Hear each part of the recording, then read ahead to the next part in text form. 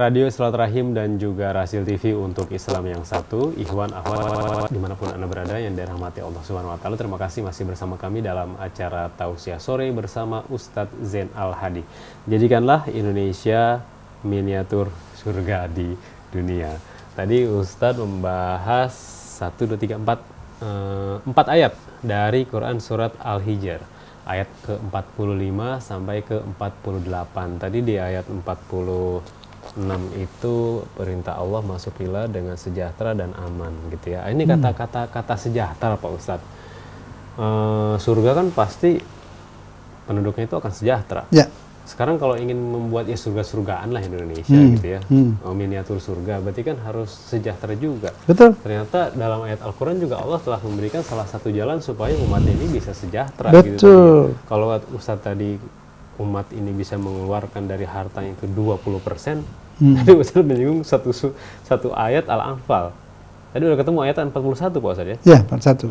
Al-Anfal 41. Ini keterangannya bagaimana Pak Ustadz bisa sampai seperti itu gitu. Jadi Al-Anfal ayat 41, Ikhwan Akhwat, a'udzubillahi minasyaitonirrajim, wa'lamu annama ghanimtum min syai'in fa anna lillahi khumsahu walirrasuli walidzil qurba wal yatama wal masakin wa ibnis sabil. In kuntum amantum billahi wa ma anzalna ala abdina yawmal furqani yawmal taqal jam'an wallahu ala kulli syai'in qadir. Jadi ini ada perbedaan penafsiran. Sebagian besar menafsirkan itu apa yang Anda raih dari pampasan perang atau fai'. Tapi bahasanya bukan itu. Bahasanya itu ma ghanimtum, kalimat ghanim itu. Yeah. Apa yang Anda raih min syai'in, karena ada kata-kata min syai'in, dari segala sesuatu.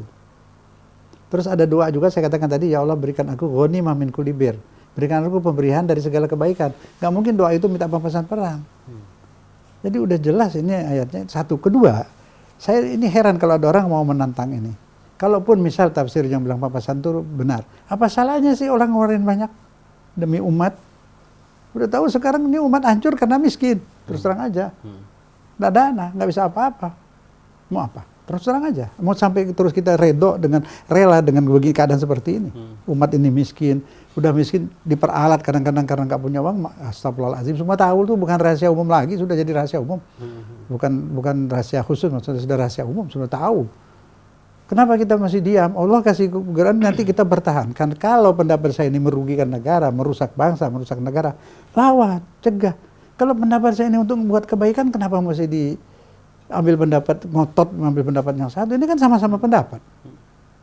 Pendapat saya dari segi bahasa lebih kuat. Nafsiran. Dia hanya pendapat ulama kan? Saya juga manusia pendapat, tapi kan dasarnya ada. Lalu sekarang lihat efeknya dong. Ini tujuannya yang kalau saya diterapkan cara saya ini menghancurkan negeri, merusak Islam, apa memajukan? Kalau dia dengan 2,5% itu bisa maju nggak? Buat masjid aja nggak cukup. Bagaimana mau gaji orang-orang dakwah ustadz-ustadz itu supaya hidupnya senang ustadz itu? Kasihan ustadz itu emangnya enak dia dikasih amplop-amplop itu. Malu dia, hatinya nggak nerima sebenarnya. Kalau ada humus ini disimpan di Muhammadiyah, di NU, di Al-Irsyad, di semua, Wasliyah semua. Persis semua itu, dia bisa danain semuanya. Ustadz-ustadz yang di bawah dia semua digaji, nggak mikirin rumah tangganya lagi, udah keperluan rumah tangganya sudah aman, dia bisa dakwah ikhlas, dan harga dirinya tinggi, dia bisa menyampaikan yang benar. Tapi kalau dia bergantung ekonomi kepada sesuatu, ketergantungannya itu membuat dia tidak bisa menyampaikan. Ya, karena nanti nggak dipanggil lagi kan. Nah ini dakwah kita jadi tersendat-sendat, belum lagi lain-lainnya, kerusakan, lihat ini segala macam. Harus jujur dong. Kita hanya pandai menyerang mazhab lain, kafir, macam-macam. Tanpa kita lihat ke dalam. Kita buta ke dalam. Nah ini jangan dong. Kita sayang sama negeri kita, sayang sama Islam kita, sayang sama mazhab kita, sayang dengan organisasi kita, Muhammadiyah. Itu bikin maju dong. Ada ini dana dari Allah ini disuruh terapkan, kenapa kita halang-halangi kalau ini baik? Yang dihalangi itu yang merugikan, yang merusak. Kalau sama kuat, katakan pendapatnya dua-dua sama kuat. Ambil yang menguntungkan umat dong. Nggak senang umat ini maju. Nggak mau bikin miniatur surga di negeri kita untuk anak cucu kita. yang diserang tuh munkar. Jadi Anda jangan punya niat mau serang Ustadz Zain nih ngeluarin pendapat ada di Quran, ada di tafsir juga ada. Di hadis juga ada. Terus sekarang gunakan akal aja rasional. Kalau ini diterapkan yang saya sampaikan ini, apa rugi negerinya apa maju? Umat Islam maju apa rugi? Jujur dong. Jujuran akal dan hati Anda. Apa ruginya kalaupun memang kurang kuat pendapat ini, sekarang apa salahnya orang sedekah? Dia keluarkan lebih. Enggak lebih banyak kok, enggak. Jadi patokannya kalimat yang itu ya, Ustaz. Fa'anna lillahi humusahu. Iya, humusnya itu 1/5-nya itu buat kepentingan di jalan Allah. Itu tadi ustadz-ustadz digaji. Iya. Dan itu kan begini sebenarnya bagus, adil banget ini. Jadi yang berpenghasilan 8 juta ke bawah bisa saja nggak kena. Boleh dikeluarkan dikit deh. Atau ukuran 6 juta atau apa, dia dari hati nurani lah. Pokoknya dia cukup rumahnya, makan, minum, sekolah anak, berobat sudah, lebihnya baru dikeluarin 20%. Tapi bagi mereka yang miliar-miliar itu, ayo kalau yang 100 miliar ngeluarin 100 miliar bersih itu, dia keluarin 20 miliar. Kalau berapa puluh ribu orang kayak gitu, apa nggak maju ini muslimin? Ya. Kenapa Anda nggak suka muslimin maju? Dengan cara yang halal begini, emang haram ini? Kalau ikut pendapat saya haram. Orang ngeluarin zakat banyak, zakat. Dosa? Ya enggak kan? Untuk apa diperdebatkan? Saya nggak mau diperdebatkan, tapi diseminarkan secara jujur. Ini cinta kita kepada muslimin. Saya keluarkan ini berani, saya dikecap untuk muslimin, untuk negeri ini. Apa sih yang namanya jihad, dakwah, amal soleh untuk negeri, untuk umat ini, anak-anak yang lahir itu kesian. Ya Rabbi ya Karim, yang lahir itu perlu rumah, perlu sekolah, perlu sekolah. Sudah sekolah mau kawin perlu rumah, sudah rumah perlu pekerjaan. Mana ada lapangan kerja? Lapangan kerja bisa buka ternak, bisa buka pertanian. Sebelum tanah-tanah kita dibeli orang lain. Nanti kalau orang lain kita marah. Kita sendiri nggak mau cari jalan. Maunya ribut terus. Lalu segini diajak berdebat. Kita ke SMS pertama nih Pak Ustadz, dari Umi Nabila. Assalamualaikum warahmatullahi wabarakatuh. Pak Ustadz, di saat hati kita merasa kesal, jengkel, benci, dan lain-lain, seakan kemarahan ingin habis dikeluarkan. Memohon dan berharap pada Allah agar bisa menghilangkan semua ini dengan cara apa Pak Ustadz? Karena kekesalannya itu pasti datang tiba-tiba dan seketika. Bagaimana supaya tenang, istiqomah? Bismillahirrahmanirrahim. Kalau Allah Ta'ala, wasta'inu bis-sabri was-salat. Ketika datang pedih, sedih seperti itu, mau marah dan sebagainya, minta bantuan dengan ketabahan dan salat. Itu aja. Jadi kita marah juga karena Allah. Misal gini, saya ajak orang untuk memakmurkan negeri ini, untuk bikin Islam yang baik, terus ada yang protes kan macam, ya kita kadang marah juga, tapi akhirnya itu kita ketawa. Kenapa? Dia punya niat baik juga, kan begitu. So, kita ingat ke situ, ya sudah, nggak jadi marah, ya ambil wudhu, ya sholat, terus belajar sabar. Kenapa? Karena tugas kita hanya berusaha menyampaikan keputusan di tangan Allah. Hasil tidak itu urusan Allah. Kita hanya berusaha. Ya kalau tabligh hanya menyampaikan, tidak bisa maksa dan tidak boleh maksa. Nanti Allah yang ngatur semua. Tentu Allah akan beri hidayah kepada yang mendengar dan jujur ingin menerima, insya Allah Allah beri hidayah. Jadi kalau sampai ini bisa diamalkan 50% aja deh. Saya yakin ini umat Islam akan maju di sini. Tentu orang-orang yang tidak suka Islam tidak suka ini diterapkan. Ya Anda jangan bantu orang yang tidak suka Islam dong. Ya, kalau ini akan memajukan Islam, apa salahnya diterima kan? Nggak ada urusan sama mazhab, ini ikut Quran kok. Ini ayat Quran tafsir. Saya nggak ikut-ikutan mazhab apa, mazhab nggak juga nggak bikin apa-apa. Ya, Quran. Nah itu, jadi tadi ibu pertanyaan ibu jawabannya, ambil wudhu, pasrahkan pada Allah. Sudah tugas kita hanya begini, bersihkan hati, udah. Nggak boleh dendam, nggak boleh benci. Dan itu aja. Saya ke SMS selanjutnya di 0852 88021. Sekian tidak menyebutkan nama. Assalamualaikum warahmatullahi wabarakatuh. Pak Ustadz, tujuannya tadi itu sangat besar, membuat surga di negara Indonesia. Pasti amalannya juga harus besar. Insyaallah, miniaturnya. Lalu Pak Ustadz, menembus dosa besar, apakah harus dengan amalan yang besar juga? Bismillahirrahmanirrahim, jelas. Dengan amalan yang besar kita berusaha. Saya juga akan berusaha terus, nggak pedulilah. Mati pun bisa di jalan ini saya rela juga. Artinya apa? Karena ini saya sudah berpikir lama. Satu-satunya jalan untuk memajukan muslimin ini saja. Karena semuanya benturnya ke dana. Nah sekarang sumber dana sudah ada, Allah beri resep. Kenapa kita nggak mau? Gitu loh. Kalau tafsirnya banyak bermacam-macam, kenapa nggak pilih yang maslahat? Kan dalam mazhab Sunni itu maslahat umat, kepentingan umat. Mazhab Islam lah ya, kepentingan umat. Ini umat sudah sangat membutuhkan. Kenapa kita ragu-ragu? Kalau memang masih ragu ya seminar lah gitu, seminar. Semua ormas Islam seminar. Insya Allah kita bisa, Allah beri petunjuk kepada kita. Ini belum terlambat ya. Kalau masih nunggu setahun lagi sudah telat, sudah waktunya ya. Jadi tolonglah yang mendengar ini bisa sampaikan. Ini besar, tapi yang kita bikin nggak besar nanti. Miniatur, yang kecilnya dulu. Kita mulai dari kecil. Nanti kalau berhasil Muhammadiyah, NU, Persis, Polisi dan sebagainya bisa berhasil menyerap 20% saja dari warganya atau 10% sudah lumayan. Sudah mulai kita berbuat. Kita hanya melangkah 2-3 langkah, nanti selanjutnya Allah yang akan dorong kita. Allah akan tarik. Percayalah sama saya. Kata Allah, jemput, dia akan lakukan itu kan. Wa naza'na, pakai kalimat kami dia, kita. Jadi kita berusaha, nanti Allah terus.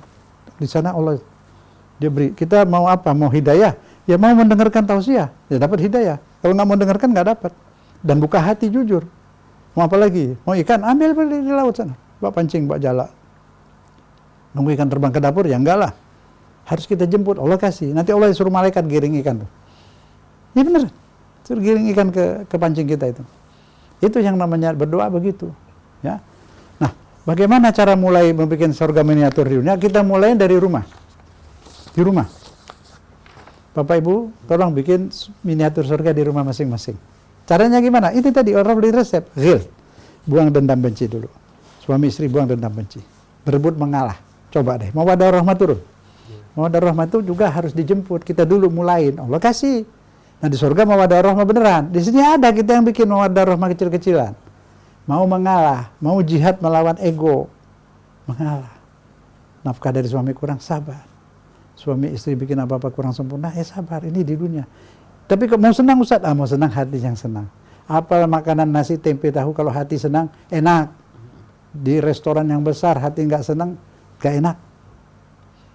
Saya dulu ikut jamaah haji apa itu, plus tuh ya. Dulu masih zaman awal itu. Pakaian haplis. Waduh, udah hotelnya bagus, makanan semua ada itu. Daging ayam berlebihan, kadang saya sedih ngeliat orang makan sikit lah. Itu marah-marah semua.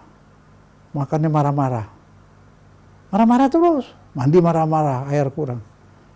Udah bayarnya mahal, marah-marah dulu. Nggak enak, yang bikin nggak enak bukan pelayanan di situ. Hati itu nggak nerima. Kalau hati itu nerima, semua enak. Kan saya udah ceritain, saya turun ke bawah, ketemu orang Afghanistan, jalan kaki dari kampungnya bawa duit sedikit ya. Tidur di bawah jembatan itu. Dia beli sop yang mangkoknya di sini buat kita tuh kobokan tuh. Sopnya di mangkok itu kan. Dapat roti itu. Serangan satu rotinya. Hemat dia. Buat berapa hari lagi kan. Dia makan roti itu. Kasih culupin ke sopnya. Bertiga mangkoknya satu.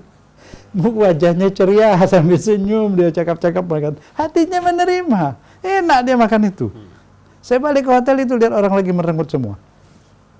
Coba bayangkan. Jadi enak, senang adanya di hati. Jadi di rumah tangga itu bikinlah miniatur surga di rumah tangga. Nanti dapat surga beneran di surga sana. Miniatur surga. Usahakan ibu bapak, usahakan miniatur surga. Dari rumah-rumah ini kita mulain. Terus di kantor-kantor kita mulain. Di pabrik-pabrik sesama muslim kita mulain. Saling menyenangkan, ikhwana, saling bersaudara, begitu. Nanti di kampung-kampung dan seterusnya. Ekonomi dibina juga. Ekonomi dibina. Hati dibersihin. Bikin surga di rumah. Surga-surgaan. Miniatur surga. Adanya di hati, bukan di benda. Benda hanya pelengkap. Darurat memang, tapi benda itu menjadi enak atau tidak tergantung hati menerimanya. Baju kalau kita nerima udah ini bagus, alhamdulillah, enak dipakainya. Nggak nerima, enak. Semua seperti itu. Mau nggak kita ini membuat miniatur surga di rumah, di kampung, di kantor, di pasar. Pedagang sama pedagang jangan iri-iri, saling bantu, saling nolong. Senyum saja, senyum sini. Ada miniatur surga di pasar, di kantor, di rumah-rumah, di kampung-kampung, terus sampai se-Indonesia itu. Kalau kita mau pasti bisa, yakin bisa. Apa punya konsep lain? Kalau Anda tidak menerima ini, misalnya ada nggak menerima, ada resep lain yang paling baik, lebih baik saya ikut. Yang penting bagaimana kita bikin, jangan diem saja ridho dengan keadaan seperti ini. Dosa kita semua ini, banyak kelaparan, banyak yang rusak itu, gadis-gadis, anak remaja, narkoba ini. Kita bisa bikin bersih ini semua dengan adanya dana. Kita bisa bikin bantu polisi narkoba, ada polisi ekonomi untuk memeriksa makanan-makanan, restoran-restoran yang kotor ditutup, makanan diperiksa-periksa, ada kimia apa tidak. Ini kewajiban, semua ini perlu dana. Kenapa kita diam saja? Ngomel sana, ngomel sini, ribut sana. Tidak ada waktu lagi untuk saling menyalahkan. Fastabiqul khairat, berlomba-lomba berbuat baik. Berproduksi, kita senang banyak anak-anak SMA, SMP sekarang menemukan ini, menemukan itu. Memang itu namanya mujtahid tuh. Mujtahid itu. Ulama juga harus menggali bagaimana nih menghidupkan Al-Quran. Amalannya mana, ayat-ayat yang belum diamalin, mana hadis yang belum diamalin. Nah, kalau dulu ada Imam Syafi'i, juga sekarang mesti ada Imam Syafi'i, Imam Malik, Imam Hanafi, Ghazali, silakan. Tuhan nggak stop Imam Syafi'i saja satu, udah nggak ada Imam Syafi'i lagi. Ada mujtahid lagi, orang yang berpikir bagaimana. Imam Syafi'i itu luar biasa ilmunya. Dia berpikir mengamalkan Quran. Lihat kitab-kitabnya itu, satu lemari dia tuh. Kita nulis kitabnya aja seumur hidup nggak sanggup itu. Saya akui ulama besar. Tapi kita kenapa nggak bisa? Seperapatnya dia lah. Seperapatnya semua itu imam-imam, ustadz-ustadz besar, kiai-kiai zaman dulu. Mana kita bikin apa? Bikin apa? Ngeluarin pendapat aja enggak? Kalau ngeluarin pendapat yang malah yang negatif lagi. Yang positif. Umat dipikirin, umat ini titipan Allah ini. Nabi wasiat mau meninggal, wanita jaga wanita Islam. Mana mau jaga? Mana mau jaga? Siapa itu yang berkeliaran di malam hari itu? Kenapa kita diam? Kenapa kita ridho? Nggak ridho itu bukan berarti marahin. Jadi jalan keluar. Nggak sempat memperbaiki ini yang belum jadi itu di desa-desa kampung-kampung itu. Dibantu ekonominya. Kemiskinan itu yang membuat orang jadi nakal. Kemiskinan itu orang menyimpang dari agama. Kemiskinan itu orang jadi dosa, jadi kufur. Kemiskinan itu orang jadi, saya nggak mau nyebut lah. Maaf ya, mungkin ada, nggak semua ada sedikit. Karena miskin dia bisa khutbah dipesan, suruh khutbah begini, suruh khutbah ngapain sini, suruh terpaksa dia perlu makan di rumah. Nah, jadi nggak ada jalan lain, kita makmurkan. Miniatur surga kita buat, insya Allah lah, insya Allah. Baik, kita ke SMS selanjutnya Pak Ustadz dari Bapak Labai, usia 78 tahun di Bekasi. Assalamualaikum warahmatullahi wabarakatuh Pak Ustadz. Waalaikumsalam warahmatullahi wabarakatuh. Semoga selalu sehat dan terus semangat Pak Ustadz. Amin, amin. Di usia saya yang sudah senja ini Pak Ustadz, melihat perkembangan Islam ini malah tambah bingung Pak Ustadz. Ada istilah Islam liberal, Islam moderat, Islam radikal. Ini memangnya pemahaman Islam ini sudah sangat beragam begini, bagaimana kita memahaminya Pak Ustadz? Ya, Bismillahirrahmanirrahim. Liberal, moderat, ya, radikal. karena orientasinya itu ke mazhab. Dan dari mazhab-mazhab itu ada bosnya di luar negeri. Maaf, saya bicara padanya. Kalau kita nggak bisa memperbaiki kalau nggak tahu sebab penyakitnya. Nah, ini sebelum diperalat itu. Jadi nggak ada jalan lain. Bapak, alhamdulillah, insya Allah Bapak senyum ya Pak ya. Di akhir umur, insya Allah Pak kita sanggup, Bapak doain kita ini. Insya Allah bisa mengamalkan Al-Quran. Kita bikin miniatur surga di bumi di Indonesia ini. Nah, itu kalau semua kembali kepada Quran, kembali lagi ke Quran, insya Allah akan bagus. Ya, UUD 45 juga itu kadang-kadang diputar sini, jadi banyak tema ribut tuh. Kalau kembali ke UUD 45 yang asli dulu, insya Allah bisa bersatu lagi. Begitu juga Islam, bermazhab-mazhab ini, itu radikal tadi Bapak sebut. Kalau kembali ke Al-Quran, insya Allah kita bisa bersatu lagi. Dengan jujur menafsirkannya dan memahaminya. Tidak ada perintah di Quran kecuali untuk berbuat baik, amal soleh. Kan itu. Wal asri, manusia rugi, negara pun rugi kalau tidak beramal soleh. Kan gitu. Kemudian menegakkan kebenaran dengan sabar. Tidak dengan keradikal, kan begitu. Nah, nanti ini kita praktekkan. Itu tadi zakat seperti itu. Neto itu sebenarnya nggak begitu beda dengan yang 2,5%. 2,5% kan dari bruto, dari kotor. Ya kan? Ya. Nanti orang miskin kesian juga itu. Dari kotor kena 2,5%. Tapi kalau dia ikut cara ini, dia nggak keluarin. Mana dia nerima. Yang ngeluarin yang kaya itu 20%. Itu keadilan. Gap sosial ekonomi itu nggak boleh terlalu jauh gapnya itu. Jurang pemisah. Harus agak ciut. Ada keadilan di situ. Jadi artinya kewajiban umat Islam ini yang bekerja, yang berada, yang memimpin, yang pintar. Ngurusin umat-umat itu yang tertindas. Buat mustad'afin. Yang makan susah. Yang anaknya tidak bisa sekolah. Itu kewajiban kita. Lihat dong Quran. Kenapa kita ribut politik terus? Urusin umat yang susah itu. Anak jalanan. Banyak. Sampai kapan mau dibiarkan itu? Sudah waktunya. Coba lihat Quran. Kenapa semua urusan jadi ke politik? Kenapa? Biarlah tuh partai-partai politik beberapa orang itu. Kita bagi ngerjakan ini. Menyelamatkan umat ini. Kasihan. Coba ada pergilah ke sana. Belum lagi ini saya nggak tahu, minta tolong nih polisi, saya nggak ngerti hukumnya. Gadai-gadai swasta tuh boleh nggak? Setahu saya dulu gadai itu harus negara. Apa udah dirubah hukumnya saya nggak tahu. Nah kalau ada izinnya ya diatur yang baik. Kalau memang tanpa izin ya ditutup dong. Itu tidak bagus itu. Gadai penegara itu resmi, nggak mungkin ada pemerasan. Kalau ini kita khawatirkan nanti ada pemerasan, memiskinkan umat. Hanya punya motor satu-satu juga gadai, besok disita. Ya? Marak itu gadai-gadai, saya bingung apa sudah halal itu. Ada izinnya apa tidak? Kalau ada izin kenapa diizinkan? Memang sudah dirubah undang-undangnya. Gadai swasta boleh. Kan gitu. Nah ini nggak bisa dong semuanya. Nah di kampung Bapak Ibu semua, di kampung itu sudah penuh tuh rentenir-rentenir gelap ngaku bank keliling. Sudah banyak yang rumahnya disita itu. Datangnya waktu suaminya pergi ke sawah. Istrinya dibujuk-bujuk kasih barang apa utang, bunganya tinggi. Nggak ada yang peduli lagi. Apa itu bukan munkar? Itu munkar itu. Dibantu.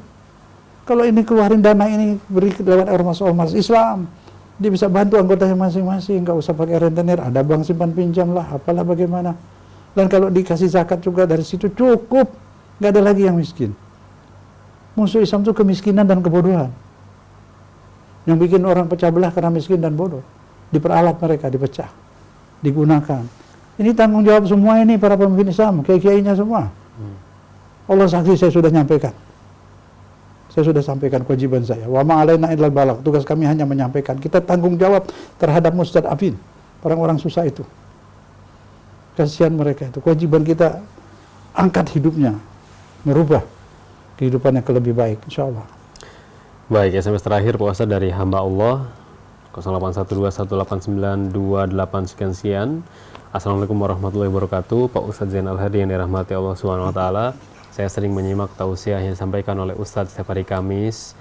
Saya setuju dengan pemaparan Ustadz hari ini. Semoga Allah Subhanahu wa taala menyatukan semua orang Islam di Indonesia untuk dapat membuat miniatur surga di negeri kita yang kita cintai ini, untuk membuktikan bahwa Islam itu rahmatan lil alamin.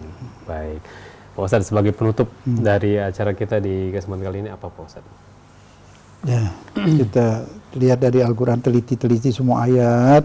Ternyata kita di dunia ini diperintahkan untuk menyiapkan diri untuk menjadi penghuni ahli surga.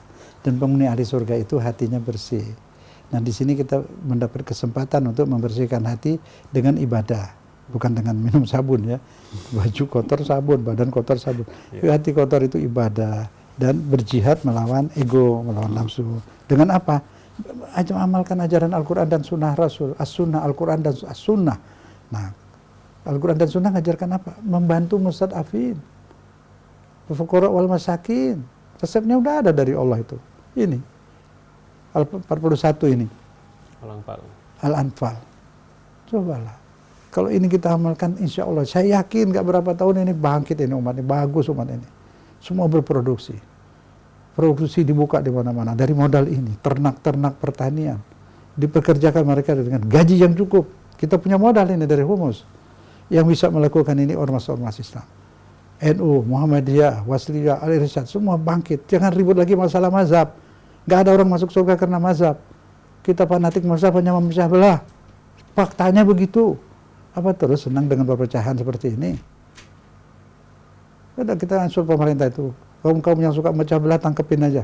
Untuk menyelamatkan umat yang banyak ini. Habis kalau dia hanya kesana kesini memecah belah. Orang udah susah begini, umat sudah susah begini, maksiat di mana-mana. Orang sudah, ya mau ngomong apa lagi? Cukup sudah. Kita satu langkah. Gak ada di Quran, sami'na wa ta'na. Keluarkan dari Quran, sami'na wa ta'na. Wassalam. Ini kewajiban kita. Tidak mungkin masuk surga kalau belum masih berhati kejam. Hati punya peri kemanusiaan, keislaman. Kewajiban, coba dong baca Quran, baca isinya apa. Sepenuh ayat itu banyak, berapa ratus ayat tuh. Untuk membantu fuqara, membantu mustad'afin, bantu orang susah. Udah miskin ilmu, miskin harta, miskin politik. Gak ada berita yang benar, semua berita banyak bohong. Orang-orang bayaran banyak.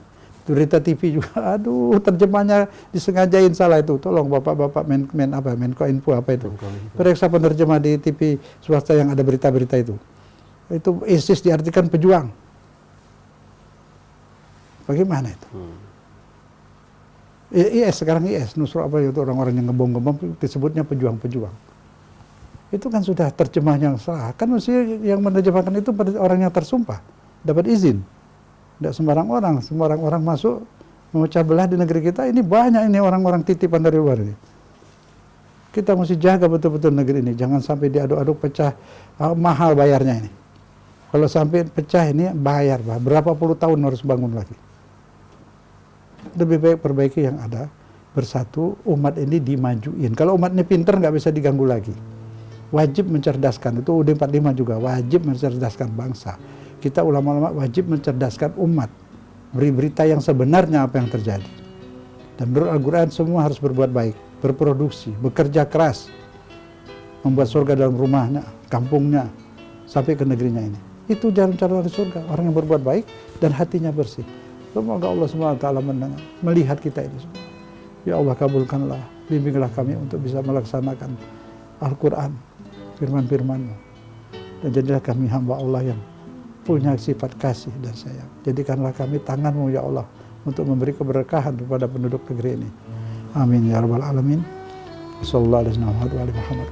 Assalamualaikum warahmatullahi wabarakatuh. Demikianlah ikhwan akhwat yang dirahmati Allah SWT, tausiah sore bersama Ustadz Zain Al-Hadi. Semoga apa yang beliau sampaikan bermanfaat bagi kita semua. Terima kasih banyak Ustadz telah hadir ke studio.